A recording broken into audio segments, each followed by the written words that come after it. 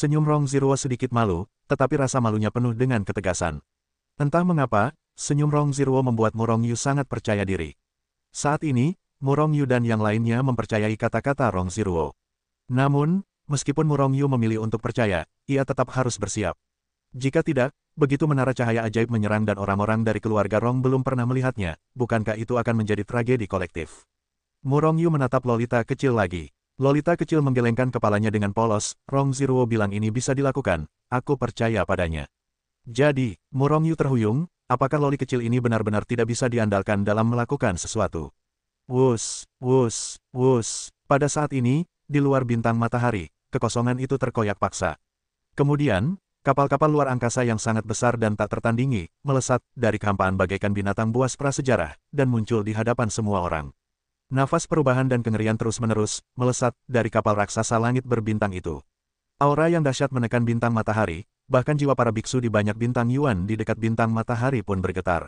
Para ahli seperti level Mu Rongyu merasakan makhluk yang lebih kuat berdiri di atas kapal raksasa langit berbintang itu, memandangi bintang matahari melalui langit berbintang yang tak berujung. Orang-orang dari Menara Cahaya Ajaib. Alis Mu Rongyu sedikit mengernyit, dan orang-orang dari Menara Cahaya Ajaib datang terlalu cepat. Meskipun orang-orang dari keluarga Rong setuju untuk datang dan membantu, Rong Zhiruo tak butuh waktu lama untuk memberitahu. Mana mungkin dia datang tepat waktu. Senyum di wajah Rong Zhiruo memudar, ia berkemas dan berkata tidak apa-apa, dan sekarang orang-orang dari gedung Mo Guang muncul. Bukankah ini tamparan di wajah? Bagaimana caranya? Hati Rong Zhiruo kacau, dan untuk sementara ia tak tahu harus berbuat apa. Ia benar-benar ingin membalas budi. Jika bukan karena hubungan dengan Mu Rongyu, ia pasti sudah jatuh. Kini, ketika Mu Rongyu menghadapi masalah besar ini, ia setuju, tetapi tak mampu. Hal ini membuatnya tak nyaman. Kau masuk dulu ke harta karun ruang angkasaku. Merasa tak berdaya, Mu Rongyu hanya bisa berencana untuk membawa pergi semua orang penting seperti Mu Rongxuan. Sebanyak yang bisa kau bawa pergi. Adapun orang lain di seluruh tata surya, ia benar-benar tak berdaya. Di bawah sana ada bintang matahari, markas besar sekte suci. Hancurkan saja padaku. Chidori berdiri di salah satu kapal raksasa berbintang, menatap bintang matahari di kejauhan, dan memberi perintah dengan ekspresi dingin. Chidori tak kuasa menahan suaranya, bahkan suaranya menyebar dari kapal raksasa langit berbintang, menembus langit berbintang yang tak berujung, bergema di atas matahari dan bintang-bintang. Wajah semua orang di bintang matahari langsung memucat. Semua orang merasa sangat tertekan. Mengapa orang-orang ini suka menyerang tata surya? Ada apa dengan mereka? Aku lihat, siapa di antara kalian yang berani? Tepat ketika para murid Mo Guanglou memacu kuda mereka, dan hasrat mereka hampir menghancurkan bintang matahari, sebuah suara acuh tak acuh tiba-tiba bergema di langit berbintang yang tak berujung. Pada saat yang sama, sebuah suara yang agak pelan muncul di depan kapal raksasa di gedung Mo Guang. Ini adalah seorang pria tua kurus dengan wajah pucat dan tanpa janggut. Namun, tubuhnya menyembunyikan napas yang mengerikan.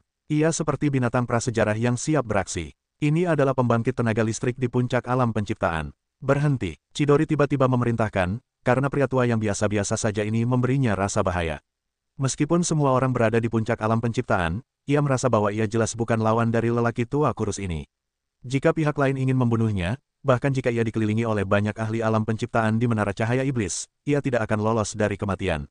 Di bintang matahari, tiba-tiba melihat lelaki tua kurus itu, Mu Rongyu dan yang lainnya semua menatap Rong Zhiruo yang berada di samping. Pada saat ini, warna khawatir di wajah Rong Zhiruo telah menghilang, dan hanya senyum ramah yang tersungging di wajahnya. Sepertinya lelaki tua itu seharusnya anggota keluarga Rong. Tapi, bisakah ia melawan Chidori sendirian? Bisakah kau menghalangi Chidori? Mu Rongyu, Zhao Ziqing, dan yang lainnya sedikit skeptis. Jangan khawatir, tata surya aman. Orang-orang di Menara Cahaya Iblis pasti akan mundur, dan tidak akan pernah berani menyerang di masa depan. Rong Zhiruo tertawa, senyumnya begitu santai dan percaya diri. Mu Rongyu dan yang lainnya menatap langit berbintang yang tak berujung di luar dengan ragu. Pada saat ini, wajah Chidori yang berwarna dan suram telah muncul di hadapan lelaki tua yang tak jauh darinya. Teman, kami melakukan berbagai hal di Gedung Cahaya Ajaib, tolong beri kami wajah di Gedung Cahaya Ajaib. Lelaki tua kurus itu mendengus dingin, apakah kau akan menghancurkan seluruh tata surya? Aku datang hari ini karena ini. Kuharap kau bisa memberi keluarga Rong wajah. Auzu.com mendengar ini, raut wajah Chidori sedikit marah. Lelaki tua itu mengabaikannya sama sekali. Lagi pula, dia juga seorang pria kuat di puncak alam penciptaan, dan Menara Cahaya Iblis juga bisa berbicara beberapa patah kata di wilayah bintang Bima Sakti. Sebaliknya, lelaki tua ini sangat kuat. Meskipun terkesan sopan di permukaan, nadanya sebenarnya memerintah. Dia benar-benar memerintahkan Chidori untuk pergi dari sini. Siapa dia? Dan, Apa itu Rong Jia? Apakah ada keluarga sekuat itu di medan bintang Bima Sakti? Chidori mencari keluarga Rong dalam benaknya, dan menemukan bahwa tidak ada keluarga bernama Rong di medan bintang Bima Sakti. Adapun 11 keluarga di tingkat alam surgawi. Jangan bercanda, di antara 11 makhluk tertinggi, yang mana yang bermarga Rong. Jadi, Chidori mencibir, jika aku tidak mundur. Pria tua itu mendengus lagi, dan sedikit niat membunuh melintas di matanya, maka gedung cahaya ajaibmu tidak perlu terus ada. Chidori mencibir lagi dan lagi, yang mulia sangat kuat, harus kuakui. Tapi kau terlalu sombong, apa kau pikir kau bisa menghalangi gedung cahaya ajaibku dengan kekuatanmu sendiri? Aku ingin menghancurkan tata surya, medan bintang Bima Sakti. Tak seorang pun di Tiongkok bisa menghentikanku. Nada bicaranya besar, sombong dan bodoh. Aku tidak tahu apakah dia bisa menghentikanmu. Pria tua itu mencibir, melambaikan bayangan gelap, dan terbang menuju 1000 burung. Chidori mencibir, mengulurkan tangan besarnya, dan meraih benda terbang itu dengan satu tangan. Kemudian dia mengamati lebih dekat. Dia menemukan bahwa itu adalah token yang terbuat dari bahan yang tidak diketahui dan cukup berat. Apa yang bergantung padanya? Chidori terus mencibir. Tepat ketika dia hendak menghancurkan token di tangannya, dia melihat dua karakter kuno tertulis di token itu. Setelah mengidentifikasi dengan cermat, dia menemukan bahwa kedua karakter ini tampaknya adalah dua karakter, takdir. Takdir, Chidori sedikit terkejut, sesaat berikutnya, dia seperti memikirkan sesuatu, wajahnya tiba-tiba berubah. Takdir, apakah itu keberadaan tertinggi, takdir? Tubuh Chidori gemetar, dan wajahnya menunjukkan warna ketakutan. Siapa yang paling kuat di galaksi? Kecuali para kerangka yang baru saja menerobos ke alam surga dan manusia, mereka adalah 10 besar terkuat di alam surga dan manusia. Dan salah satu yang terkuat di alam surga dan manusia disebut takdir. Takdir, apakah pria tua ini seorang manusia takdir? Apakah tata surya ada hubungannya dengan takdir? Jika memang begitu, maka ia benar-benar mencari kematian. Siapa yang berani mengubah takdir mereka? Selama mandat langit mengirimkan sepatah kata, seluruh gedung cahaya ajaib akan musnah dalam semalam. Di wilayah bintang Bima Sakti, selain orang itu, siapa yang berani menggunakan dua kata ini sebagai tanda identitas? Pria tua itu menatap Chidori dengan jijik. Setelah dikonfirmasi oleh pria tua itu, tubuh Chidori semakin gemetar. Ini, hahaha, salah paham, sebenarnya hanya salah paham. Gedung cahaya ajaib kita hanya melewati tata surya, dan kita sama sekali tidak ingin menghancurkan tata surya. Bukan hanya itu, gedung cahaya ajaib kita pasti tidak akan menginjakkan kaki di tata surya di masa depan. Chidori dengan hormat menyerahkan kartu perintah langit kepada lelaki tua itu, dan sekaligus tertawa terbahak-bahak.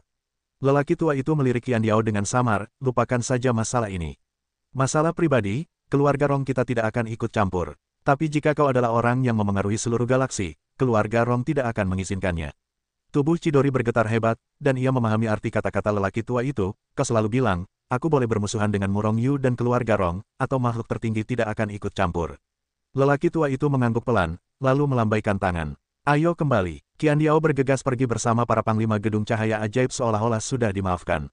Namun, wajah Murong Yu dan yang lainnya di bintang matahari tampak bingung. Karena, Murong Yu dan yang lainnya tidak mendengar apa yang mereka katakan. Ia hanya melihat lelaki tua itu terlempar keluar, seperti sebuah token, dan kemudian Chidori ketakutan. Nona, lelaki tua itu melangkah keluar dari kehampaan dan muncul di hadapan Murong Yu dan yang lainnya setelah beberapa saat. Ia membungkuk hormat kepada Rong Ziruo, lalu membungkuk kepada Murong Yu, Tuan Muda Murong, terima kasih telah menyembuhkan Nona. Keluarga Rong kami pasti akan berterima kasih lagi. Kali ini, itu hanya pikiran keluarga Rong kami. Pak tua itu sopan. Murong Yu bingung, tetapi tetap membungkuk sopan. Nanti, keluarga Rong kami akan mengadakan acara di rumah keluarga Rong. Saya juga berharap Tuan Muda Murong bisa datang dan berpartisipasi. Sambil berbicara, lelaki tua itu mengeluarkan token identitas dan giok Jen dan menyerahkannya kepada Murong Yu. Tanpa berpura-pura sentimental, ia langsung mengambilnya. Nona, Patriark punya perintah. Sekarang setelah Anda pulih, Anda harus segera kembali ke keluarga sesegera mungkin. Kekuatan Anda telah menurun drastis. Rong Ziruo agak enggan, tetapi akhirnya ia tidak mengatakan apa-apa, hanya mengangguk ringan dan setuju. Akhirnya, di bawah tatapan mata Murong Yu dan yang lainnya dalam kabut, Rong Ziruo dibawa pergi oleh lelaki tua itu. Bagaimana situasinya? Begitulah cara krisis ini diatasi. Semua orang masih tidak bereaksi sampai Rong Ziruo pergi. Rasanya apa yang terjadi dalam adegan ini terlalu kekanak-kanakan, seperti sedang menonton drama. Murong Yu memelototi Murong Xuan yang sedang berbicara, mungkinkah kau masih ingin melawan orang-orang di gedung Moguang? Dengan kekuatanmu, kau akan terkejut sebelum kau maju ke depan. Xiao Huo, kau juga seperti ini. Anjing hitam besar itu menanggapi kata-kata Murong Yu dan menepuk kepala kera emas bermata api di sampingnya. Murong Yu, 5 wanita, Zhao Ziqing dan anjing hitam besar adalah 5 orang pertama yang telah melewati siklus reinkarnasi dari alam suci. Tentu saja, kekuatan orang lain yang belum menembus siklus reinkarnasi jauh lebih rendah daripada Murong Yu. Belum lagi Murong Yu, bahkan dengan anjing dewa, ada jarak yang sangat jauh. Tidak mungkin, bukan karena kualifikasi mereka yang buruk, tetapi lingkungan yang membuat yang kuat. Meskipun alam suci juga cukup maju, keterbatasan vitalitas langit dan bumi dan alam suci tidak dapat menciptakan pembangkit tenaga listrik di alam reinkarnasi dan alam yang lebih tinggi. Oleh karena itu, ketika mereka melihat anjing dewa yang begitu menakutkan, kera emas bermata api, bahkan Murong Xuan dan yang lainnya sedikit kesal. Anjing hitam besar, kau sangat menjijikkan. Percaya atau tidak, mereka akan segera menyusul. Lori kecil perlahan berjalan menuju anjing hitam besar yang sombong sambil membawa kapak besar, sambil menatapnya dengan mata jahat. Kekuatan loli kecil itu jauh lebih kuat daripada anjing hitam besar itu. Karena itu, anjing hitam besar itu tak kuasa menahan diri untuk bersikap dingin ketika melihat loli kecil itu mendekat dengan tidak ramah. Hal itu membangkitkan kemarahan publik. Maka, anjing hitam besar itu menyeringai, lalu berbalik dan menghilang di tempat. Undangan dari keluarga Rong yang misterius. Murong Yu menatap token keluarga Rong di tangannya, dan ada sedikit rasa ingin tahu di matanya. Murong, apakah kau benar-benar akan berpartisipasi dalam acara ini? Aku selalu merasa bahwa keluarga Rong tidak mudah, kata Zhao Ziqing. Keluarga Rong yang kurang dikenal itu membuat Mo Guanglou dan Chidori takut. Keluarga macam apa ini? Keluarga Rong begitu misterius, sehingga Murong Yu sama sekali tidak mengerti.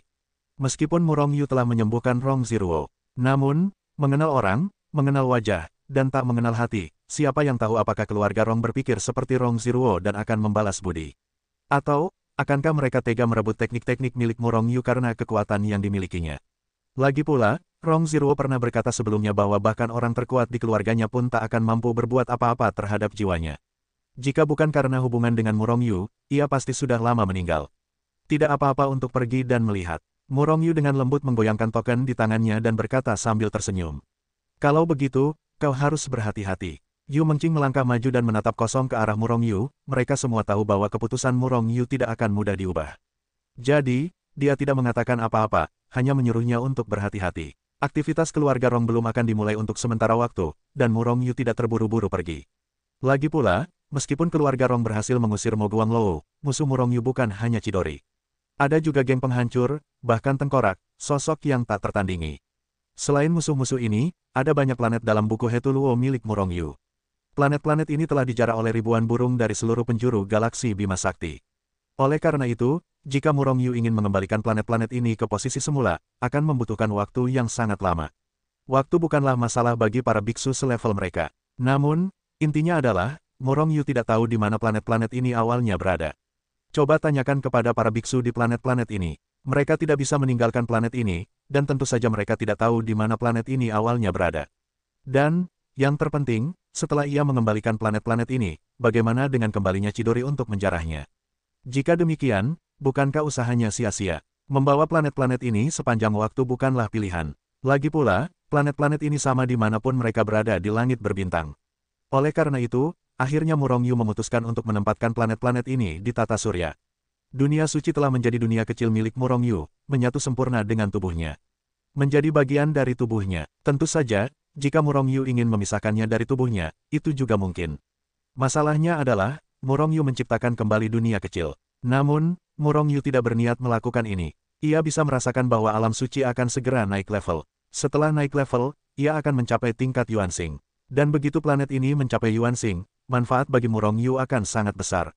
Namun, banyak biksu di alam suci membuat pilihan ini karena hal itu membuat Murong Yu sangat sulit. Terlepas dari apakah alam suci dapat berkembang dari planet ke bintang atau tidak, para biksu di dalamnya memainkan peran paling penting. Tanpa mereka, akan membutuhkan waktu yang sangat lama bagi alam suci untuk berkembang. Namun, ada terlalu banyak kehidupan di dalamnya. Begitu Murong Yu jatuh, banyak kehidupan di alam suci akan terkubur bersama mereka. Ini adalah hal terakhir yang ingin dilihat Murong Yu. Tentu saja, ia semakin enggan untuk jatuh sendirian. Namun, akhirnya, Murong Yu memutuskan untuk tidak melucuti alam suci. Planet-planet kembali ke wujud aslinya, sangat besar. Dengan kekuatan Murong Yu saat ini, ia memampatkan sebuah planet hingga seukuran kepalan tangan, dan itu masih agak memalukan baginya. Namun, tidak ada masalah dalam membuka segel. Larangan terhadap planet telah terurai terus-menerus, dan sebagai hasilnya, ada semakin banyak planet maju di tata surya. Selain itu, Murong Xuan dan yang lainnya yang mengikuti Murong Yu mengetahuinya. Planet-planet ini ditempatkan dengan sangat cerdik, tampaknya mereka membentuk sebuah formasi. Susunan langit berbintang, itu benar, Planet-planet ini memang tersusun dalam formasi. Planet-planet saling terhubung. Tidak ada masalah dalam masuk dan keluar dari planet-planet ini. Tetapi jika salah satu dari mereka dijarah, itu akan memengaruhi seluruh tubuh dan memicu kekuatan formasi. Pada saat itu, bahkan keberadaan puncak alam penciptaan seperti Chidori dapat terluka parah. Hanya saja sayang sekali tata surya terlalu besar. Kalau tidak, Murong Yu bisa menggunakan planet-planet ini untuk membentuk barisan pertahanan yang besar dan tak tertandingi, yang akan mengelilingi seluruh tata surya dengan kuat. Itu sekuat ember besi. Setelah Murong Yu melepaskan semua planet dan membentuk barisan langit berbintang raksasa, semua makhluk di seluruh tata surya merasakan getaran hebat di tata surya. Dalam kegelapan, perasaan aneh muncul di hati mereka, sepertinya tata surya jauh lebih tinggi dari sebelumnya. Sebelumnya, tata surya hampir tidak bisa tampil kuat di dunia bawah, lubang, tetapi sekarang banyak biksu yang telah mencapai peringkat ke-9 dari alam keberuntungan merasa bahwa mereka memiliki kesempatan tiba-tiba untuk menerobos. Bahkan Murong Yu bahkan tidak menyadarinya. Setelah dia menyelesaikan perubahan ini, vitalitas seluruh tata surya mulai berubah perlahan.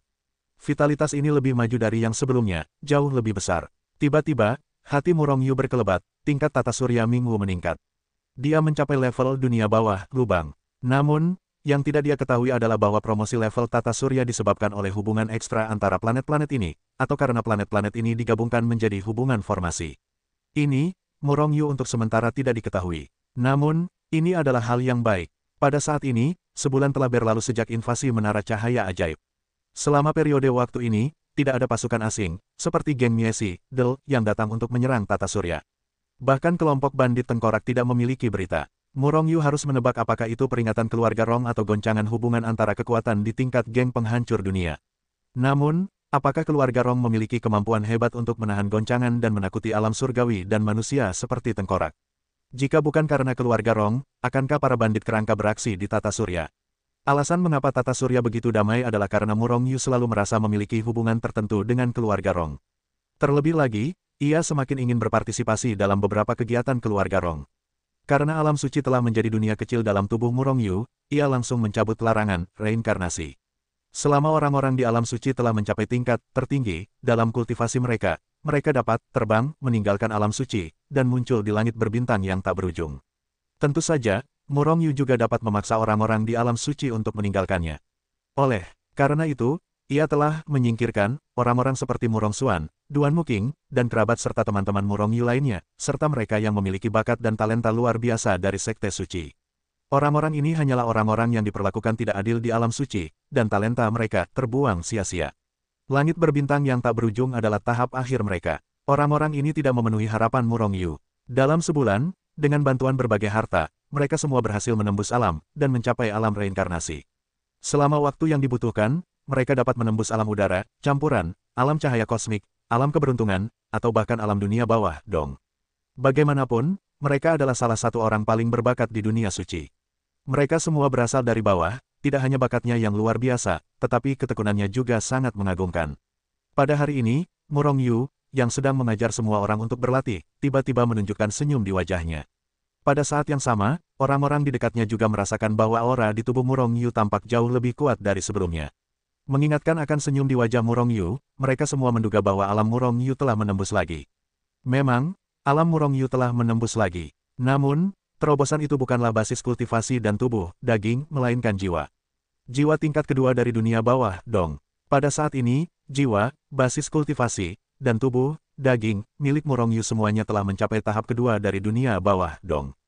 Kekuatan tempurnya meroket lagi, melesat ke level kelima dari alam penciptaan dalam satu gerakan.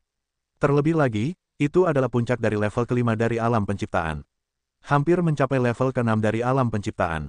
Alasan mengapa semua orang bisa merasakannya adalah karena alam milik Murong Yu baru saja dimuntahkan, dan untuk sementara waktu, dia tidak terkontrol dengan baik dan sedikit terpapar. Kalau tidak, dengan kemampuan kendali kekuatan dan napas milik Murong Yu saat ini, bagaimana mungkin Murong Xuan dan yang lainnya merasakan perubahan dalam kekuatan tempur alamnya? Mutasi bola jiwa terlalu penting untuk peningkatan ranah jiwa. Jika bola jiwa belum bermutasi, jika kau berkultivasi seperti ini, jika kau ingin meningkatkan jiwamu ke tahap kedua dunia bawah, dong, aku khawatir itu tidak akan bisa ditingkatkan dalam satu era. Pikir Murong Yu dengan terkejut di dalam hatinya. Setahun kemudian, Murong Yu meninggalkan tata surya, melakukan perjalanan sendirian, dan ikut serta dalam beberapa kegiatan keluarga Rong. Selama periode ini, tidak ada kekuatan yang berani menyerbu tata surya, dan tampaknya takut pada keluarga Rong. Di saat yang sama, Murong Yu juga menggunakan sumber daya yang dimilikinya untuk menyelidiki kekuatan misterius keluarga Rong. Namun, ada cukup banyak keluarga Rong di galaksi Bima Sakti. Namun, tidak ada keluarga Rong yang serupa dengan keluarga Rong Zero. Akhirnya, Murong Yu menyerah dan terus mencari tahu kabar tersebut. Lagi pula, bukankah semuanya segera menjadi jelas? Galaksi yang menempati bulan hanyalah galaksi biasa di antara galaksi-galaksi yang tak terhitung jumlahnya di galaksi Bima Sakti. Galaksi ini bahkan lebih buruk daripada tata surya.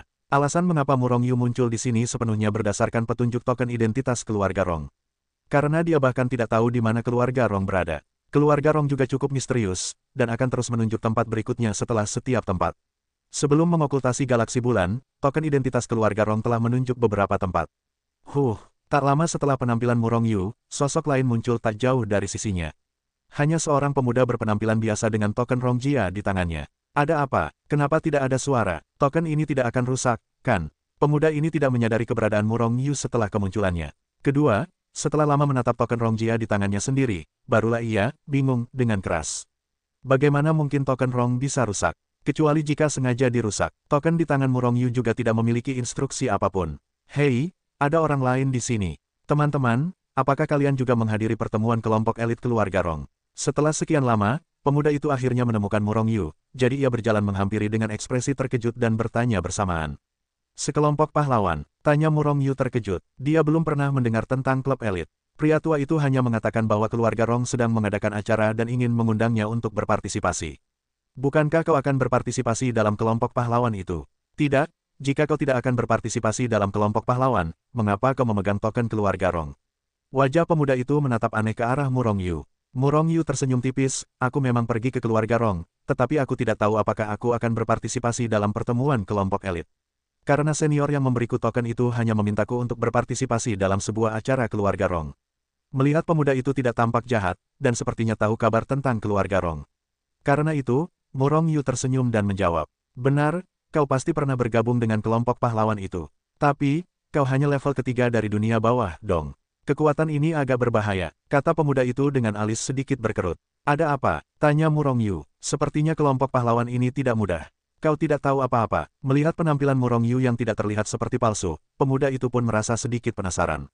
Murong Yu benar-benar tidak tahu, jadi ia menggelengkan kepalanya. Kakak, kau terlalu tragis. Biar ku ceritakan kelompok pahlawan ini. Pemuda itu menepuk bahu Murong Yu dengan simpati. Setelah penjelasan pemuda itu, Murong Yu akhirnya tahu seperti apa kelompok pahlawan itu. Di saat yang sama, ia juga tahu seperti apa keberadaan keluarga Rong. Keluarga Rong sebenarnya hanyalah kekuatan biasa di wilayah bintang Bima Sakti, dan ada juga beberapa kekuatan puncak di ranah penciptaan dalam keluarga tersebut. Namun, di antara kekuatan-kekuatan di ranah penciptaan, keluarga Rong bukanlah yang teratas. Namun, keluarga Rong mampu menakuti menara cahaya ajaib, yang juga merupakan kekuatan di ranah penciptaan. Mengapa demikian? Ini karena adik perempuan dari patriark keluarga Rong saat ini adalah istri mandat surgawi, salah satu dari 10 kekuatan surgawi dan manusia terkuat di wilayah bintang galaksi. Ayah sangat disayangi oleh putranya. Patriark keluarga Rong saat ini sangat disayangi oleh saudara laki-laki dan perempuan. Karena adik perempuannya adalah satu-satunya wanita takdir, ia sangat disayangi oleh takdir. Hubungan antara wanita takdir ini dan keluarga asalnya sangat baik. Oleh karena itu, status keluarga Rong secara alami meningkat. Bahkan kekuatan surgawi dan manusia lainnya pun tidak akan berani menggerakkan keluarga mereka, apalagi keluarga lain. Oleh karena itu, di antara semua kekuatan di ranah penciptaan, keluarga Rong bukanlah yang terkuat, tetapi daya tariknya lah yang paling kuat. Dan klub elit adalah acara yang akan diselenggarakan keluarga Rong setelah beberapa waktu. Selama para jenius dari wilayah bintang Bima Sakti memenuhi syarat untuk berpartisipasi, tentu saja beberapa peserta diundang oleh keluarga Rong. Misalnya, Murong Yu dan pemuda tersebut adalah orang-orang yang diundang. Namun, keluarga Rong bukanlah kekuatan setingkat surga dan manusia. Terlebih lagi, bahkan kekuatan alam surgawi dan manusia tidak dapat menemukan semua jenius di seluruh wilayah bintang Bima Sakti. Lalu, apa yang akan terjadi pada para jenius yang tidak diundang oleh keluarga Rong, yang tidak ditemukan oleh keluarga Rong, atau yang tidak diundang karena suatu alasan, siapa yang ingin berpartisipasi dalam keluarga Rong? Auzu.com sangat mudah, ambil token identitas Rong. Selama token ini direbut dari tangan Murong Yu, ia berhak berpartisipasi dalam pertemuan para pahlawan. Jika tidak memiliki token, ia tidak dapat berpartisipasi. Karena, saya tidak tahu di mana keluarga Rong akan ditahan. Setiap kali, kelompok pahlawan Rong akan memicu badai berdarah. Murong Yu sedikit bingung, bukankah ini hanya sekelompok pahlawan? Apakah layak bagi begitu banyak jenius untuk hadir? Apakah akan memicu badai berdarah? Yu Hefeng menatap Murong Yu dengan ekspresi terkejut. Baiklah, aku memaafkanmu karena tidak tahu apa-apa. Tahukah kau apa manfaatnya? Siapapun yang dapat berpartisipasi dalam pertemuan ini akan mendapatkan instruksi dari Dewa Takdir. Bimbingan dari alam surga dan manusia, tahukah kau apa artinya ini? Selain itu, orang-orang dengan peringkat lebih tinggi juga akan menerima harta karun yang sesuai. Tempat pertama adalah menghabiskan 3 hari bersama Tuan Takdir. Ini dia, dalam 3 hari, kau bisa bertanya kepada Tuan Takdir tentang pertanyaan apapun yang kau temui dalam kultivasimu. Tuan Takdir akan berusaha keras untuk membantumu menjawabnya. Setiap kali peringkat pertama di kelompok elit kembali, kekuatannya akan meningkat pesat. Kata Yu Hefeng dengan keras. Murong Yu menggelengkan kepalanya. Jika memang begitu, dia benar-benar tidak tertarik. Ada banyak warisan tingkat surgawi dan manusia di rumah Yang Dao, bukankah itu lebih baik daripada takdir itu? Yang terpenting adalah konon Tuan Takdir memilih para murid untuk memimpin klub elit. Hanya saja Tuan Takdir belum merekrut murid yang memuaskan selama bertahun-tahun. Kau bilang, mana di antara syarat-syarat ini yang bukan, tergoda, dan membingungkan? Mana yang tidak ingin mendapatkan kesempatan seperti itu? Kata Yu Hefeng dengan semangat yang tak tertandingi. Dia benar-benar tidak mengerti mengapa Murong Yu begitu tenang dan lembut. Apakah dia benar-benar tidak tertarik pada hal-hal ini? Anak ini pasti berpura-pura, terpaksa, dan hatinya pasti sangat bersemangat. Hanya saja di permukaan dia tampak tenang. Yu Hefeng membenci Murong Yu dalam hatinya. Seperti yang semua orang tahu, Murong Yu sebenarnya tidak tertarik, alih-alih berpura-pura, terpaksa. Namun, Murong Yu tidak perlu menjelaskannya kepada Yu Hefeng. Jadi, tiba-tiba tersadar dari lubuk hatinya. Di permukaan, ini adalah pertemuan para pahlawan yang diadakan oleh keluarga Rong, tetapi sebenarnya ini diadakan oleh takdir. Sebagai salah satu dari 11 pembangkit tenaga listrik alam surgawi dan manusia di wilayah bintang Bima Sakti, daya tarik, godaan, dan kebingungan dari takdir sangatlah besar. Namun, mereka yang berpartisipasi dalam klub elit semuanya adalah para jenius generasi muda, dan Murong Yu tidak khawatir tentang hal ini. Kalau kau pikir begitu, kau salah besar. Bahkan generasi muda jenius pun punya banyak kekuatan mengerikan. Lagi pula, jangan kira generasi tua akan teralihkan. Mereka juga akan bertindak dan merebut token. Setelah itu, akan digunakan oleh keturunan mereka. Dengan kata lain, puncak penciptaan akan tercapai di jalan ini. Murong Yu terkejut. Ia membuat terobosan kekuatan sebelum berpartisipasi dalam pertemuan kelompok elit keluarga Rong. Setelah jiwanya menembus ke tingkat kedua dunia bawah, Dong, kekuatan tempurnya telah mencapai tingkat kelima alam penciptaan yang mengerikan. Dalam beberapa bulan berikutnya, Murong Yu menggunakan Yang Daofu untuk mencapai tingkat ketiga alam bawah, Dong, dengan tubuh fisiknya. Justru karena itulah Yu Hefeng mengatakan bahwa ia hanyalah tingkat ketiga dunia bawah, Dong. Dengan kekuatannya saat ini, seharusnya tidak ada masalah besar menghadapi kekuatan tempur tingkat ke-6 alam penciptaan. Namun, jika ia bertemu dengan pembangkit tenaga alam penciptaan tingkat tinggi, ia bukan lagi lawannya. Kenapa aku tidak bertemu orang lain di sepanjang jalan? Kata Murong Yu agak aneh. Yu Hefeng memutar matanya, bukankah aku manusia? Setelah mengatakan ini, Yu Hefeng tampak terpaksa dengan getir. Karena ia hampir membunuh sepanjang jalan. Ia tidak tahu berapa banyak orang yang dicegat dan dibunuh di jalan, dan ia tidak tahu berapa banyak orang yang sampai di sini. Karena belum bertemu siapapun yang mencegatnya, peruntungannya sedang kurang baik. Saat ini, Yu Hefeng sedikit iri padanya. Ayo kita lanjutkan, mungkin kita harus mencapai lokasi tertentu sebelum token itu memberitahu kita bagaimana cara melanjutkan. Murong Yu hampir mengerti, dan ia tidak ingin mendapat masalah, jadi ia mengusulkan untuk melanjutkan. Jika kau tidak menyerahkan token itu, ini adalah tempatmu untuk mengubur tulang belulangmu. Tidak ingin pergi kemanapun. Pada saat ini, sebuah suara sedingin es terdengar. Huh. Kedua sosok itu muncul di hadapan Murong Yu dan Yu Hefeng. Dasar dewa jahat, orang-orang ini pasti tertarik padamu, kan? Murong Yu menatap Yu Hefeng dengan tatapan tak berdaya. Yu Hefeng menggelengkan bahunya, wajahnya dipenuhi warna tak berdaya. Aku memang jahat, aku sudah terbiasa. Tapi, dua orang ini agak licik. Kekuatan Yu Hefeng sebenarnya tidak kuat, hanya saja ia baru saja mencapai tahap kelima alam penciptaan.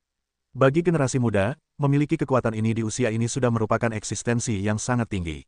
Apalagi kedua orang yang muncul itu adalah eksistensi tingkat kelima alam penciptaan, dan tingkatnya sama dengan Yu Hefeng. Namun, meskipun Yu Hefeng mengatakan itu agak rumit, namun melihat penampilannya yang santai, Murong Yu tidak menganggap kedua orang itu benar-benar rumit.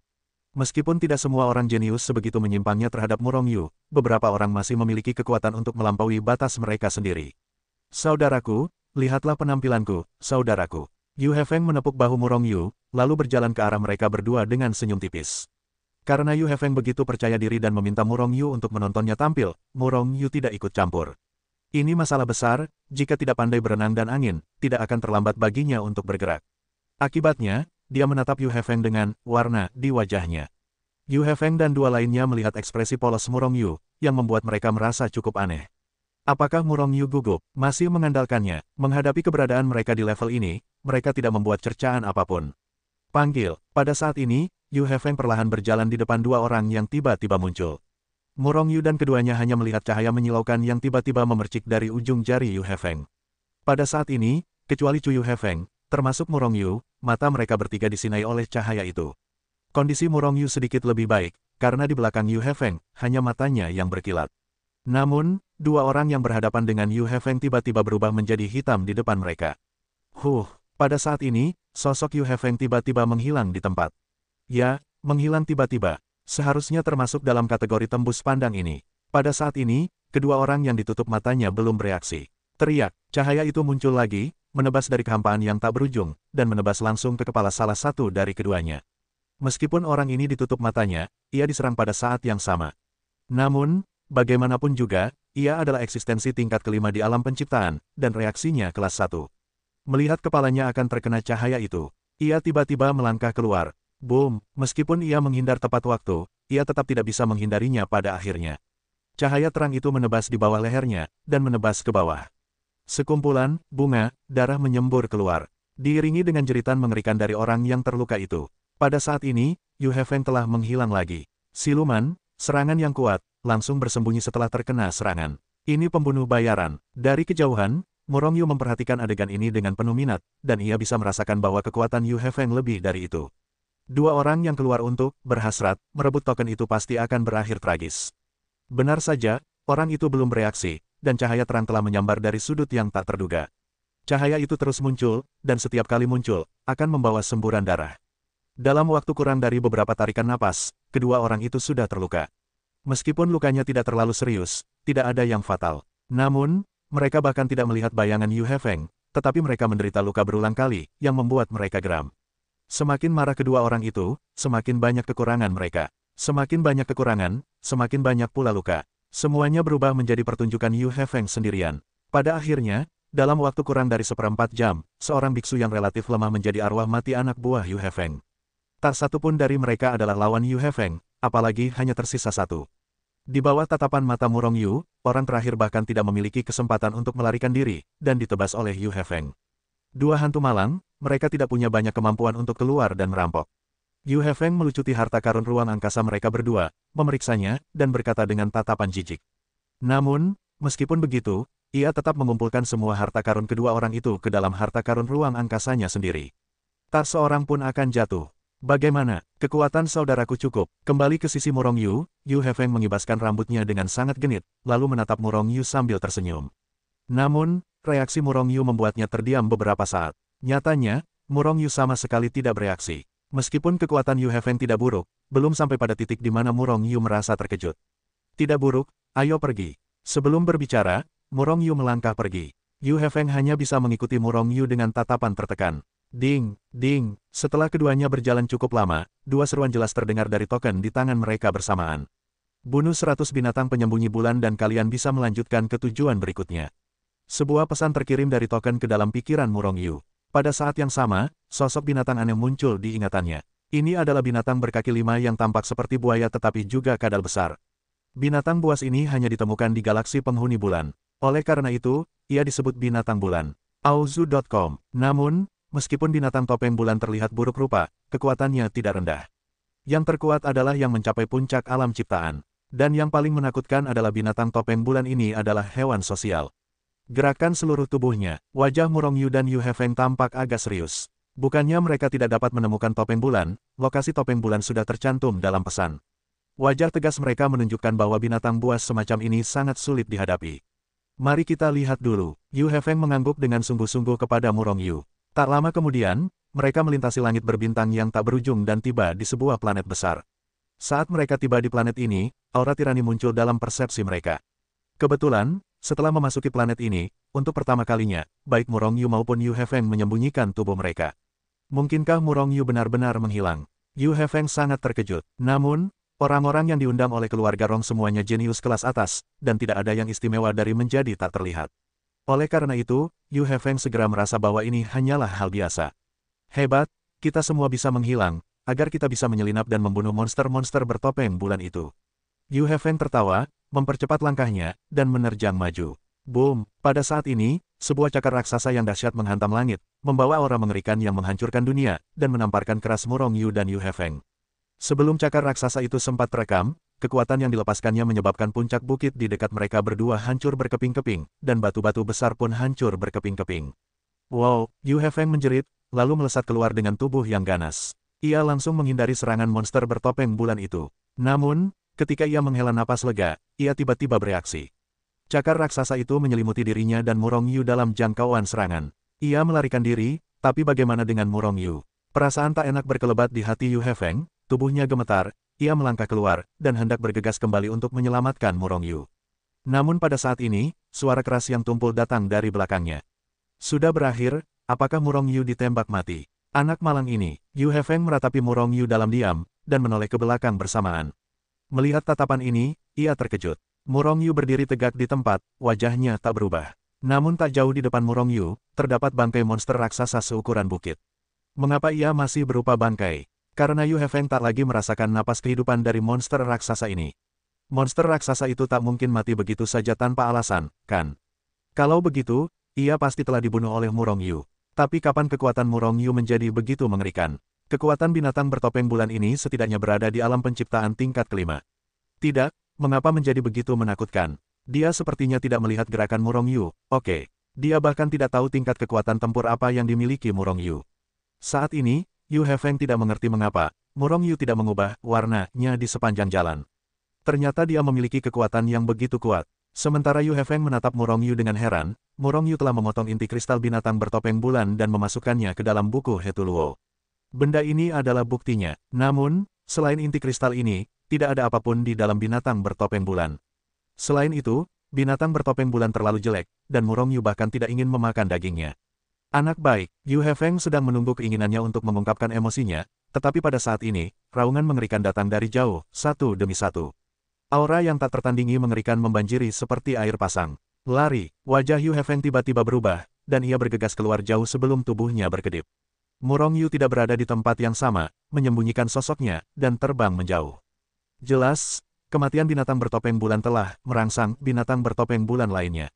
Ketika pasukan binatang bertopeng bulan menyerang, Murong Yu dan keduanya akan tenggelam, dan mereka sama sekali bukan lawan. Bajingan mana yang telah membuat begitu banyak binatang bertopeng bulan khawatir? Di sebuah lembah sempit yang panjang tidak jauh dari Murong Yu dan yang lainnya, sesosok anggun menabrak bayangan anggun di kehampaan. Akhirnya, ia memasuki sebuah lubang gunung yang tersembunyi di lembah. Lebih jauh lagi, para biksu mengubah raut wajah mereka dan segera mencari tempat persembunyian. Ketika Murong Yu dan Yu Hefeng memasuki planet ini, banyak orang telah masuk ke sini sebelum mereka. Namun, mereka semua tahu bahwa binatang bertopeng bulan sulit dihadapi. Oleh karena itu, mereka biasanya menunggu dengan saksama kesempatan untuk membunuh dengan satu pukulan sebelum bergerak. Bahkan, Murong Yu juga langsung membunuh binatang bertopeng bulan dengan satu pukulan. Namun, ia tidak tahu alasannya, jadi ia mengaktifkan sejumlah besar binatang bertopeng bulan. Pada saat ini, seluruh planet diselimuti oleh aura mengerikan binatang bertopeng bulan.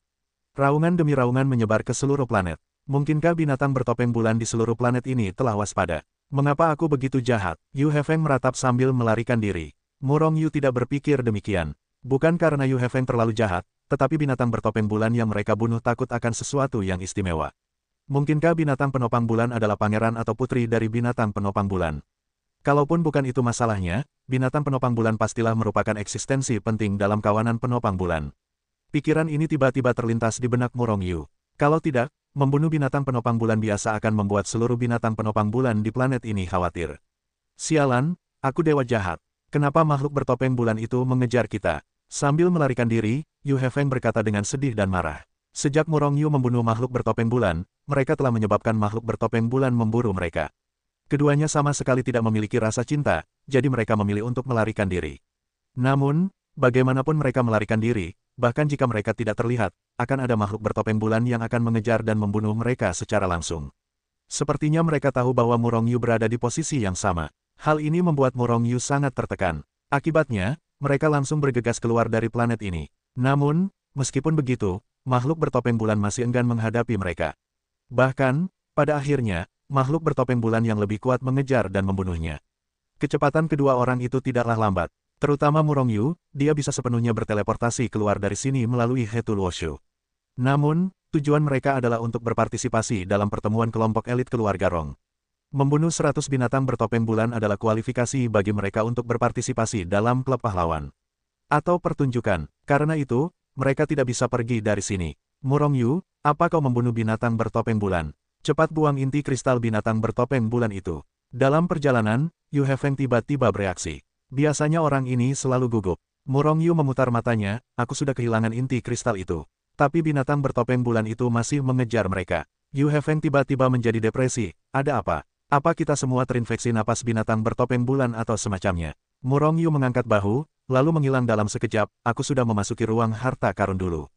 Yu Hefeng, kau jaga dirimu sendiri. Bajingan, beraninya kau meninggalkanku. Yu Hefeng berteriak, lalu menerjang Hetul Woshu. Tak lama kemudian, binatang bertopeng bulan dengan aura mengerikan terbang dari kejauhan. Akhirnya, ia berhenti di tempat di mana Murong Yu dan Yu Hefeng menghilang dan terus meraung. Bergemuruh, setelah binatang bertopeng bulan meraung berulang kali, ia melancarkan serangan yang mengerikan. Serangkaian kekuatan mengerikan memusnahkan kehampaan. Namun pada akhirnya, mereka tidak memaksa Murong Yu dan Yu Hefeng. Setelah setengah hari tanpa hasil, binatang bertopeng bulan mundur dengan enggan. Setelah 1 jam lagi, Murong Yu melangkah keluar dari kejauhan. Saat itu, ia langsung menggerakkan Hetul Woshu setelah memasuki Hetul Woshu. Jika tidak, ia pasti sudah diledakkan oleh serangan binatang bertopeng bulan sejak lama. Setelah penampilan Murong Yu, ia tidak melihat Yu Hefeng. Setengah jam kemudian, tepat ketika Murong Yu mengira Yu Hefeng sudah kuat, sesosok muncul entah dari mana di kehampaan yang jauh. Siapa itu? Bukan Yu Hefeng. Petik 2. Wajah Murong Yu tiba-tiba berubah muram. Orang ini benar-benar terlalu takut mati, kan? Jarak untuk melarikan diri beberapa kali lipat dari jarak yang ditempuh oleh Murong Yu. Oleh karena itu, ia menatap Yu Hefeng yang datang dengan cepat dengan tatapan meremehkan. Jangan menatapku seperti itu, aku tidak terbiasa diawasi oleh orang besar. Yu Hefeng tersenyum, dengan wajah muram. Bagaimana sisa napas di tubuh dibersihkan? Tanya Murong Yu. Setelah memasuki Hetul Woshu, Murong Yu membersihkan sisa napas di tubuhnya. Binatang-binatang bertopeng bulan itu mampu mengejar dan membunuh sepanjang jalan, seharusnya mengikuti aura binatang bertopeng bulan yang telah dibunuh sebelumnya. Yu Hefeng mengangguk, aku tidak ingin dikejar lagi. Ayo pergi, ayo kembali. Tadi mereka mengejar dan membunuh Tuan Muda dengan sangat kejam. Sekarang kembali dan serahkan mereka ke dalam kuali. Petik 2. Baiklah, pergi dan sajikan mereka di dalam kuali. Aku akan mengambil beberapa inti kristal di belakangmu. Murong Yu menatap Yu Hefeng dengan jijik. Yu Hefeng tiba-tiba tersenyum. Jika dia benar-benar bergegas ke kedalaman planet, maka bukan binatang bertopeng bulan, melainkan mereka berdua, yang terperangkap di dalam kuali. Karena tidak yakin apakah binatang bertopeng bulan masih bisa menemukan mereka. Oleh karena itu, ketika mereka sekali lagi memasuki planet tempat binatang bertopeng bulan berada, kedua Murong Yu tampak sangat berhati-hati. Namun, jelas bahwa mereka terlalu berhati-hati. Binatang bertopeng bulan tidak dapat menemukan mereka lagi.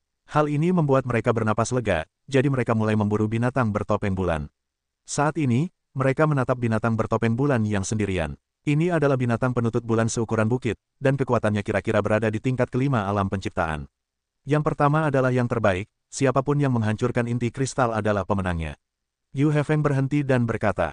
Namun, sebelum ia selesai berbicara, Murong Yu telah berubah menjadi aliran cahaya dan bergegas keluar. Saat ia melangkah keluar, kekuatan menginjak bayangan diaktifkan dengan dahsyat, dan ia menginjak bayangan binatang penutup bulan dengan satu kaki. Binatang penutup bulan langsung berlabuh. Kemudian, serangan jiwa diluncurkan. Tebasan jiwa suci. Binatang penutup bulan ini bahkan tidak punya waktu untuk bereaksi, dan jiwanya telah hancur berkeping-keping. Dibandingkan dengan kultivator tingkat kelima alam penciptaan, kekuatan tempur binatang penutup bulan tidak buruk. Namun, metodenya jauh lebih lemah daripada biksu itu. Dan jiwanya juga sangat lemah, dia sama sekali tidak dapat menahan serangan jiwa Murong Yu secara efektif. Setelah membunuh binatang bertopeng bulan, Murong Yu mengumpulkan inti kristalnya dengan rapi. Baru kemudian Yu Hefeng bereaksi. Kecepatan anakmu sungguh tidak secepat itu. Apa kau benar-benar hanya makhluk tingkat 3 dunia bawah, dong, bukan makhluk tingkat 5 dan 6 alam ciptaan? Yu Hefeng menatap tajam ke arah Murong Yu. Kekuatan yang ditunjukkannya sungguh mengejutkan. Bagaimana mungkin ada kekuatan tempur sekuat itu di alam bawah, dong, tingkat 3? Secara intuitif, Yu Hefeng merasa bahwa Murong Yu setidaknya berada di alam ciptaan tingkat 6. Auzu.com, Murong Yu mengangkat bahu dan terlalu malas untuk mengatakan apapun kepada Yu Hefeng. Setelah api membakar mayat binatang bertopeng bulan, ia terus mencari binatang bertopeng bulan yang sendirian. Lebih dari selusin binatang bertopeng bulan dibedah oleh Murong Yu, dan inti kristalnya diambil. Namun, Yu Hefeng adalah binatang bertopeng bulan yang belum terbunuh.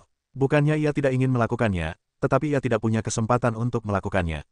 Seringkali setelah bertemu dengan binatang bertopeng bulan, saat hendak melakukannya, namun Murong Yu sudah terlebih dahulu membunuh binatang bertopeng bulan tersebut. Hal ini membuat Yu Hefeng cukup tertekan. Hanya saja, setelah mengucapkan kata-kata itu, ia tak mudah menyesalinya. Hal itu justru diam-diam meningkatkan kecepatan, kekuatan, dan kewaspadaannya hingga batas maksimal. Yu Hefeng langsung menerjang, dan tak jauh di depannya, muncul binatang bertopeng bulan tingkat 4 alam penciptaan. Yu Hefeng, teriak Murong Yu. Akhirnya aku berhasil merebutnya kali ini, kan? Yu Hefeng tertawa dalam hati. Ia sama sekali tak mempedulikan Murong Yu, tetapi terus menerjang. Ia takut setelah keanehan Murong Yu memanggilnya, Murong Yu akan memanfaatkan kesempatan itu untuk membunuh binatang bertopeng bulan. Boom! Pada saat ini, sebuah cakar besar dari tusukan diagonal menghancurkan kehampaan dan menghantamnya. Yu Hefeng terkejut, dan ketika hendak bereaksi, sosoknya tampak seperti telah menabraknya, dan ia langsung menghantam cakar raksasa itu. Boom! Klik! Pada saat tabrakan itu, Yu Hefeng dengan jelas mendengar suara tulangnya patah setiap inci. Sebuah ledakan keras menghantamnya. Apa? Yu Hefeng menjerit, dan seluruh tubuhnya tiba-tiba terpental. Pada saat ini, cakar lain muncul dari udara tipis, menghancurkan langit, dan menamparkan Yu Hefeng dengan keras. Sudah berakhir. Merasakan kekuatan binatang bertopeng bulan ini, Yu Hefeng meraung dengan kesedihan dan kemarahan yang tak tertandingi di dalam hatinya. Melihat Yu Hefeng hendak ditampar ke lumpur. Pada saat ini, sesosok melompat dan menembak langsung dari belakang Yu Hefeng, lalu menghantam cakar raksasa di depannya. Boom! Setelah suara keras yang mengguncang bumi, cakar raksasa itu terguncang kembali. Namun bayangan gelap itu terbang kembali, dan akhirnya menyelimuti berenang dan angin. Yu Hefeng melihat sekeliling dan menemukan bahwa itu adalah istana besar yang menutupinya. Puff! Saat Yu Hefeng melihatnya, dia disemprot keluar dari istana oleh kekuatan yang kuat dan jatuh di bawah kaki Murong Yu. Jelas, itu adalah Murong Yu yang menyelamatkannya. Yu Hefeng malu, dan ketika dia hendak mengatakan sesuatu, Murong Yu sudah melangkah keluar. Tebasan jiwa suci, Murong Yu langsung menyerbu binatang bertopeng bulan dari alam penciptaan tingkat keempat. Ketika kekuatan menginjak bayangan diaktifkan, itu langsung menghentikan serangan lawan, dan kemudian jiwa suci menebas dan membunuh binatang bertopeng bulan itu. Namun, selain binatang bertopeng bulan ini, ada juga dua binatang bertopeng bulan. Satu telah mencapai tahap kelima dari alam penciptaan, dan yang lainnya telah mencapai tahap keenam dari alam penciptaan. Lebih tinggi dari alam Murong Yu dan Yu Hefeng. Panggil, aula langkah bayangan sekali lagi dikorbankan oleh Murong Yu, melayang di atas kepalanya, dan seberkas cahaya jatuh, menyelimuti seluruh tubuh Murong Yu. Pada saat yang sama, Murong Yu telah berubah menjadi aliran cahaya dan menerjang binatang bertopeng bulan tingkat kelima dari alam penciptaan. Kekuatan melangkah di atas bayangan, kekuatan jiwa. Murong Yu mengandalkan aula langkah bayangan untuk menahan serangan binatang bertopeng bulan tingkat keenam dari alam penciptaan, dan ia membunuh binatang bertopeng bulan tingkat kelima di mata Yu Hefeng yang terkejut. Pada akhirnya, Murong Yu bertarung melawan binatang bertopeng bulan dari alam penciptaan tingkat keenam. Karena kuil bayangan, meskipun serangan binatang bertopeng bulan menghabiskan banyak kekuatan jiwa Murong Yu setiap kali, itu tidak melukai Murong Yu sama sekali. Namun serangan-serangan Murong Yu terus-menerus membombardir tubuh dan jiwa binatang bertopeng bulan. Setelah Yu Hefeng memperbaiki tulang-tulang yang patah, pertempuran Murong Yu pun berakhir. Binatang bertopeng bulan di tingkat keenam alam penciptaan dipenggal dan dibunuh oleh Murong Yu. Namun, wajah dan detak jantungnya tidak merah. Setelah dengan rapi melepaskan inti kristal dari ketiga binatang bertopeng bulan, Murong Yu merentangkan tubuhnya dan terbang menjauh. Setelah Yu Hefeng tertegun sejenak, ia pun mengejarnya. Sial, apa-apaan brengsek ini? Alam bawah, dong, tingkat ketiga bisa membunuh alam penciptaan tingkat keenam. Apa aku bermimpi? Bentak. Yu Hefeng menamparnya dengan keras, tetapi ia menyeringai kesakitan. Murong Yu, ada sekelompok kecil lebih dari selusin binatang bertopeng bulan di depan, bisakah mereka disajikan dalam panci? Murong Yu dan Yu Hefeng mengintai di sebuah gunung kecil, mengamati sekelompok kecil binatang bertopeng bulan di bawah gunung. Yu Hefeng tak kuasa menahan diri untuk bertanya. Setelah melihat kekuatan tempur Murong Yu yang mengerikan, Yu Hefeng merasa bahwa Murong Yu sudah maha kuasa. Dan dalam perjalanan, Murong Yu menggunakan kekuatannya yang luar biasa untuk membunuh beberapa kelompok kecil binatang bertopeng bulan.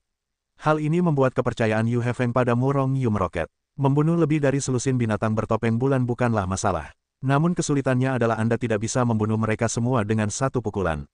Dengan cara ini, auman binatang bertopeng bulan pasti akan menarik lebih banyak binatang bertopeng bulan di dekatnya. Pada saat itu, Murong Yu dan keduanya akan diburu oleh binatang bertopeng bulan lagi. Pada saat ini, langit yang dipenuhi cahaya pedang tiba-tiba turun dari langit dan langsung menyelimuti sekitar selusin binatang bertopeng bulan. Embusan, embusan, embusan. Setelah langit yang dipenuhi cahaya pedang, muncullah kabut darah. Tak lama kemudian, cahaya pedang dan kabut darah menghilang. Bersamaan dengan menghilangnya cahaya pedang dan kabut darah, muncul pula lebih dari selusin binatang bertopeng bulan. Mu Rongyu dan Yu Hefeng tercengang. Mereka yang bisa membunuh sekelompok binatang bertopeng bulan dalam hitungan detik pasti jauh lebih kuat dari mereka. Dengan langit yang dipenuhi cahaya pedang itu, bahkan Mu Rongyu pun merasa ngeri saat melihatnya. Jika bombardir itu mengenainya, Mu Rongyu tak punya pilihan lain selain menggunakan istana bayangan untuk melawan. Sekalipun ia bisa melawan, kekuatan jiwanya akan terkuras habis. Di tengah keterkejutan Mu Rongyu dan Yu Hefeng, seorang wanita berbaju putih yang mengenakan pedang panjang perlahan melangkah ke udara. Melihat keahliannya, lebih dari selusin inti kristal binatang bertopeng bulan berinisiatif untuk terbang ke arah tangannya. Ini, Keqingwan, sosok wanita, dalam pikiranku. Pada saat ini, Yu Hefeng tiba-tiba berseru. Mu Rongyu menoleh dan melihat ke arahnya, tetapi tepat pada waktunya untuk melihat ekspresi Yu Hefeng yang lesu, menatap gadis putih di kejauhan dengan tatapan terobsesi, yang obsesif. Bahkan sudut mulut kargo ini mulai dipenuhi air liur yang jernih. Mu Rongyu menggelengkan kepalanya tanpa daya, dan berbalik untuk melihat wanita berpakaian putih yang disebut Keqingwan. Meskipun penampilan dan warna wanita ini bagus, itu hampir sebanding dengan Zhao Ziqing. Seharusnya setingkat dengan Yu Mengqing dan yang lainnya. Tetapi saya tidak tahu apakah itu Mu Rongyu yang terbiasa melihat wanita cantik, atau apakah dia tidak punya pikiran lain. Melihat wanita ini dengan warna yang memikat, dia sebenarnya acuh tak acuh. Keqingwan hendak pergi, tetapi ia melihat mata Mu Rongyu.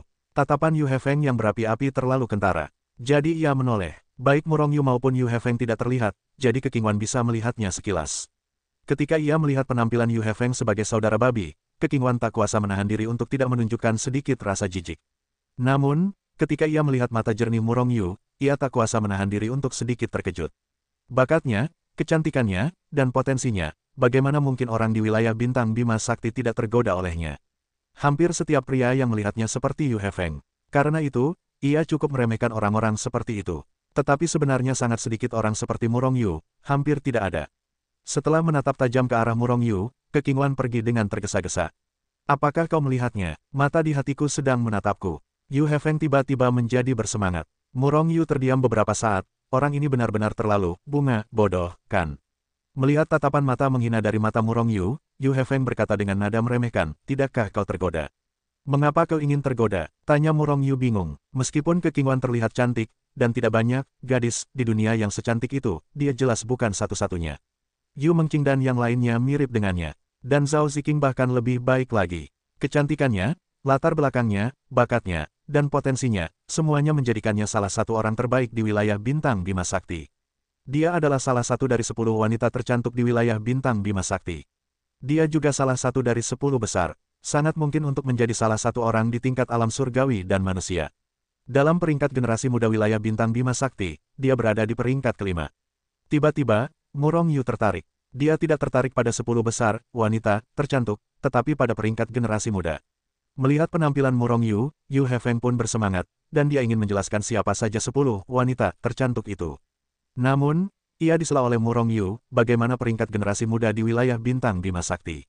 Yu Hefeng tiba-tiba sedikit putus asa, apakah kau tidak tertarik dengan 10 besar wanita tercantik?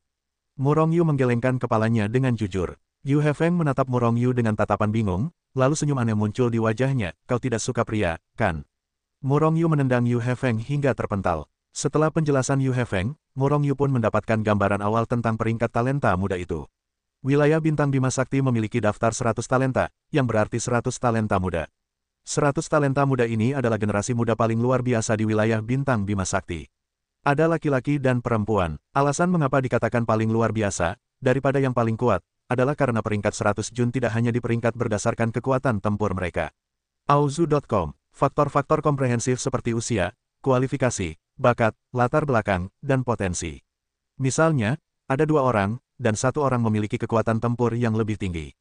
Tetapi bakat, potensi, dan bahkan latar belakangnya tidak sebaik mereka yang lebih lemah darinya. Oleh karena itu, dalam pemeringkatan peringkat 100 Jun, peringkatnya masih di belakang orang yang memiliki kekuatan tempur lebih rendah darinya. Dalam analisis terakhir, selain berjuang untuk dirinya sendiri, daftar Baijun ini juga harus berjuang untuk ayah. Tentu saja, tidak setiap generasi muda dengan latar belakang yang kuat memenuhi syarat untuk dimasukkan dalam daftar top 100. Mereka yang dapat masuk dalam daftar 100 Jun adalah para jenius yang tak tertandingi. Kalau tidak, seburuk apapun latar belakangmu, kau takkan bisa masuk 100 besar. Seperti King Wan, dia berada di peringkat kelima dalam daftar 100 Jun. Peringkat ini cukup mengerikan. Selain latar belakangnya yang kuat, bakat, kekuatan tempur, potensi, dan sebagainya juga sangat mengerikan. Meskipun dia baru berada di tingkat ke-8 alam penciptaan saat ini, kekuatan tempurnya telah mencapai puncak alam penciptaan. Yang terpenting, dia masih sangat muda dan memiliki potensi yang mengerikan. Dia adalah salah satu pemuda yang paling mungkin melangkah ke alam surga dan manusia di wilayah bintang Bima Sakti. Yu Hefeng, di mana posisimu dalam 100 besar? Murong Yu menatap Yu Hefeng sambil tersenyum. Kegembiraan di wajah Yu Hefeng langsung lenyap, jangan sebut-sebut, peringkat ke-99, hampir menjadi eksistensi terakhir. Murong Yu terkejut hingga kehilangan warnanya. Ini adalah peringkat seluruh wilayah bintang Bima Sakti. Ada berapa banyak biksu muda di seluruh wilayah bintang Bima Sakti? Bisa menembak di level 99, produk ini masih kurang. Latar belakangnya biasa saja, bakat, potensi, dan kekuatan tempurnya biasa saja. Bahkan tidak semesum dirimu, Yu Hefeng berkata dengan nada tertekan. Tiba-tiba, Murong Yu tertarik, aku juga memenuhi syarat untuk masuk dalam daftar 100 teratas. Yu Hefeng mengangguk, tidak langsung berbicara, tetapi bergumam. Setelah beberapa lama, ia perlahan berkata, selain latar belakangmu, kau jelas yang terbaik dalam aspek lain. Coba tanya, di bawah langit, siapa yang bisa memiliki kekuatan untuk melintasi alam yang luas? Aku khawatir seluruh galaksi, wilayahnya hanya kau. Dengan bakat dan potensi seperti ini, tak seorang pun di daftar 100 teratas yang bisa mengalahkanmu. Kalau begitu, kau pasti 3 teratas, atau bahkan nomor 1 dalam daftar 100 talenta teratas. Namun, kekuatan tempurmu hanya level ke-5 dan ke-6 alam penciptaan. Peringkat kekuatan tempur ini pasti di atas 95. Apalagi, jika kau tidak memiliki latar belakang, peringkatmu akan lebih rendah lagi. Jadi, secara umum, jika kau berada di daftar 100 teratas, kau mungkin akan berada di level 20-an, 30-an, atau belasan. 10 teratas, kau tidak perlu memikirkannya. Kecuali kekuatan tempurmu mencapai level surga dan manusia, atau kau memiliki latar belakang yang bagus. Murong Yu mengangkat bahu, ia tidak menganggap serius nama-nama palsu ini. Karena ia tahu cepat atau lambat ia akan mencapai alam surga dan manusia, bahkan alam yang lebih tinggi. Jangan remehkan, daftar Baijun bukan hanya nama fiktif, tetapi juga memiliki manfaat seksual yang substansial. Orang-orang yang ada di daftar Baijun akan diberikan perlakuan istimewa saat berjalan di medan bintang galaksi.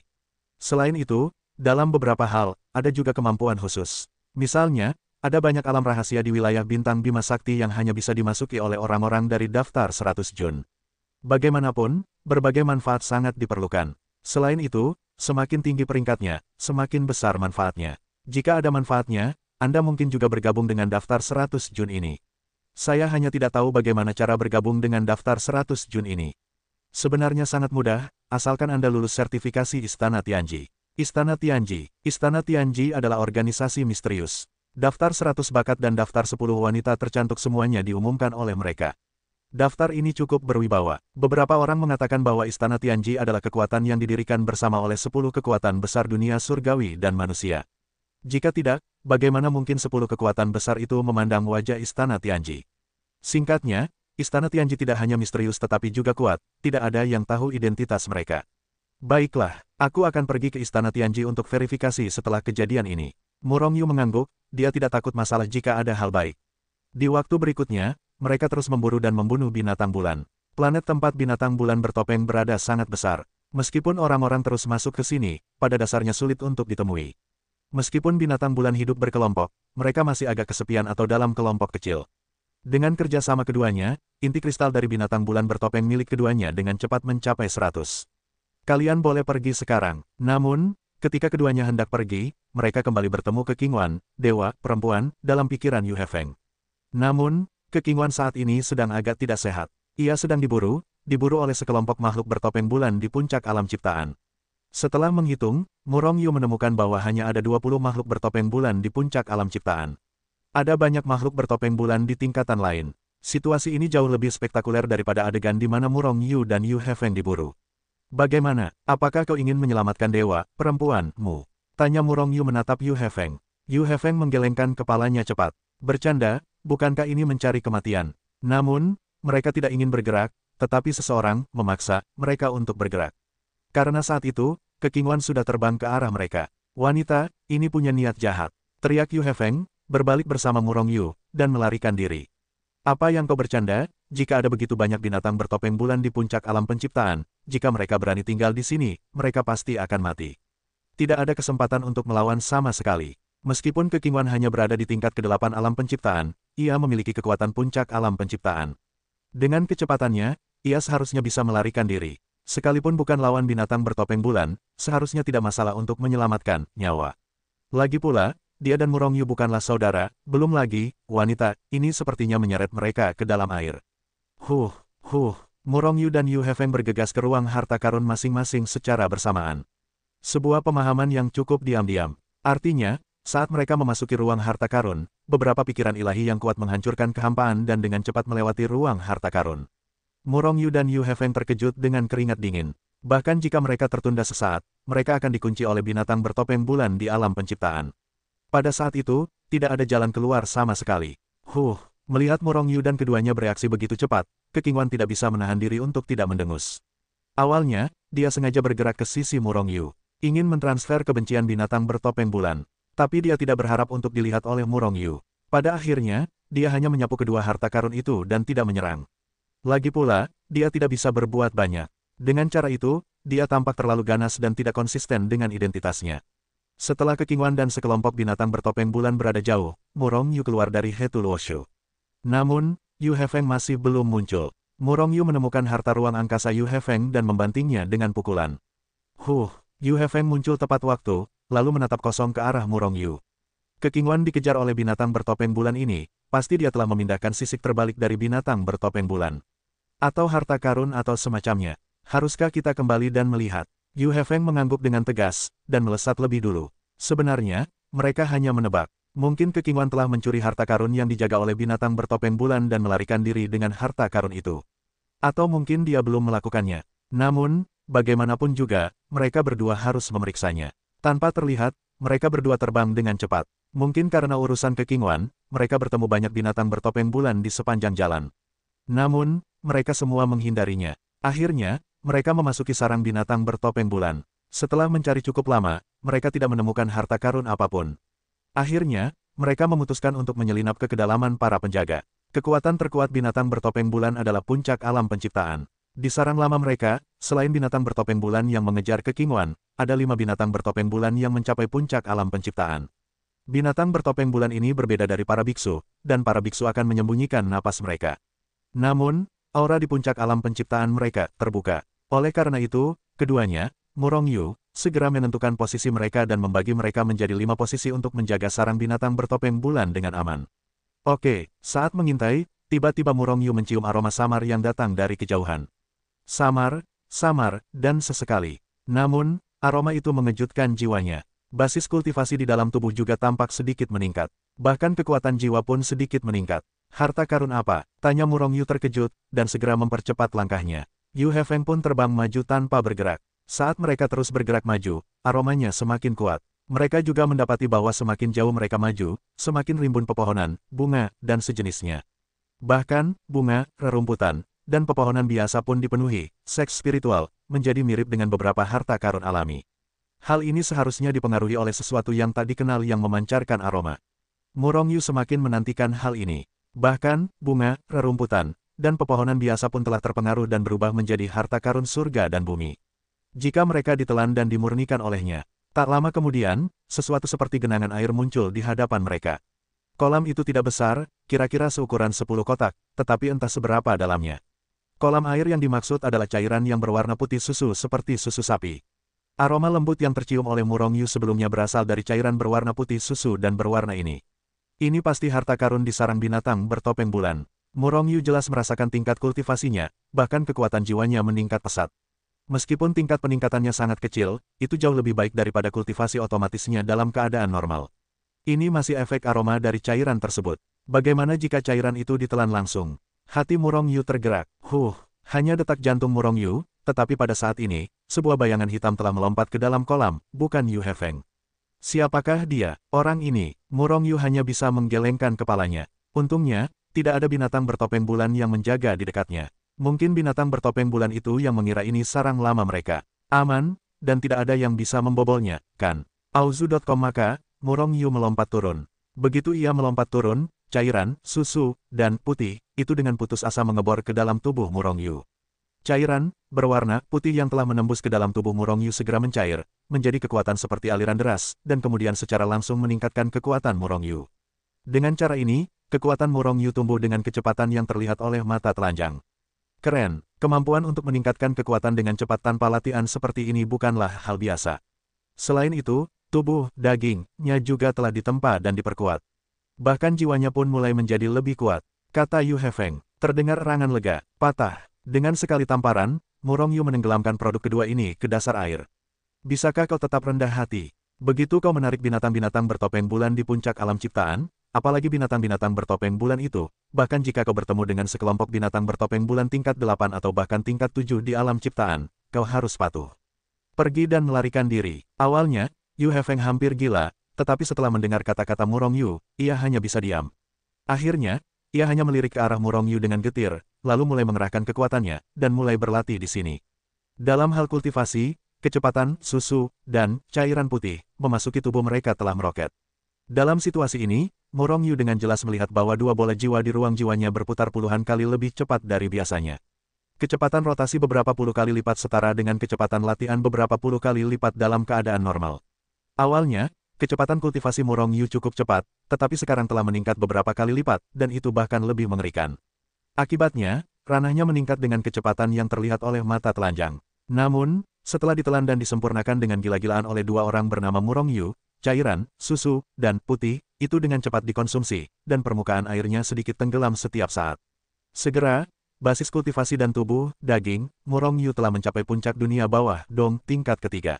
Karena hubungan antara jiwa, jika jiwa tidak dapat menembus ke tingkat ketiga jiwa, tubuh, fisik, dan basis kultivasinya tidak dapat terus meningkat. Dengan kata lain, ia telah mencapai kemacetan lagi. Bahkan, Raja Perut Besar, milik Murong Yu pun masih seperti ini, apalagi nafsu berenangnya yang seperti itu. Boom! Setelah hening sejenak di puncak tingkat kelima alam penciptaan, Yu Hefeng langsung menerobos. Dalam sekejap, ia melesat ke tahap keenam alam penciptaan. Meskipun Yu Hefeng bersemangat, ia juga memahami situasi di sini. Oleh karena itu, tidak ada pergerakan besar saat menerobos, dan semuanya berjalan dengan tenang. Meskipun kolamnya tidak besar, tampaknya dalam. Setelah Yu Hefeng menerobos, masih banyak cairan putih susu dan berwarna. Namun, Yu Hefeng bukanlah orang mesum seperti Murong Yu. Setelah mencapai alam kecil, kecepatan kultivasinya telah melambat drastis. Namun, ia masih terus meningkat. Di sisi lain, setelah basis kultivasi dan tubuh fisiknya tidak dapat terus meningkat, Murong Yu mengerahkan seluruh kekuatan, esensinya untuk meningkatkan alam jiwa. Setelah mengumpulkan semua sumber daya untuk meningkatkan jiwanya, kecepatan kultivasi jiwanya kembali meroket.